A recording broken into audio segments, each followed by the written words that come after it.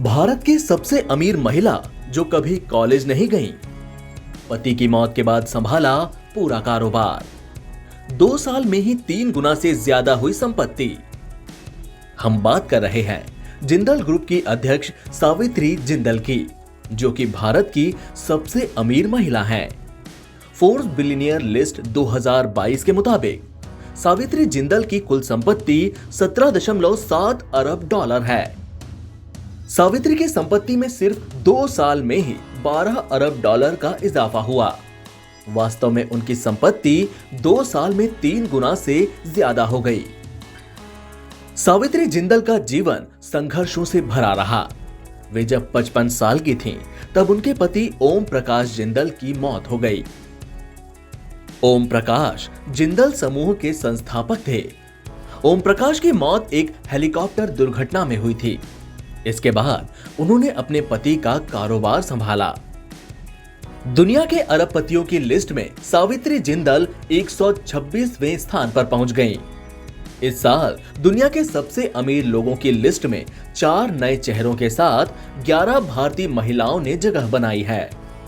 Forbes के मुताबिक जिंदल के बाद सबसे अमीर महिलाओं की लिस्ट में किरण मजूमदार और कृष्णा गोदरेज का नाम आता है।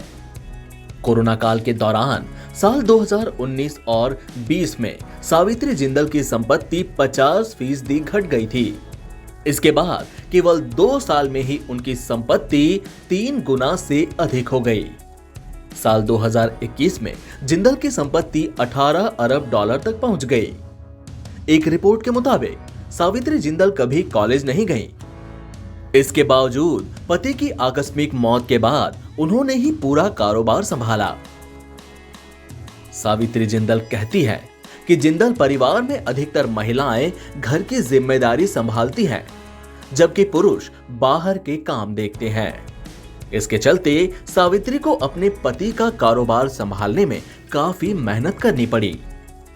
सावित्री जिंदल लगातार जिंदल ग्रुप को आगे ले जाने की दिशा में काम कर रही हैं।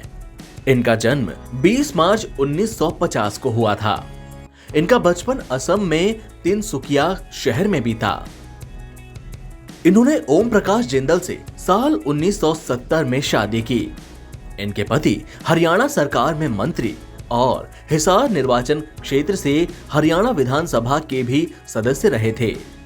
सावित्री जिंदल के कुल 9 बच्चे हैं। एनबीटी ऑनलाइन की रिपोर्ट।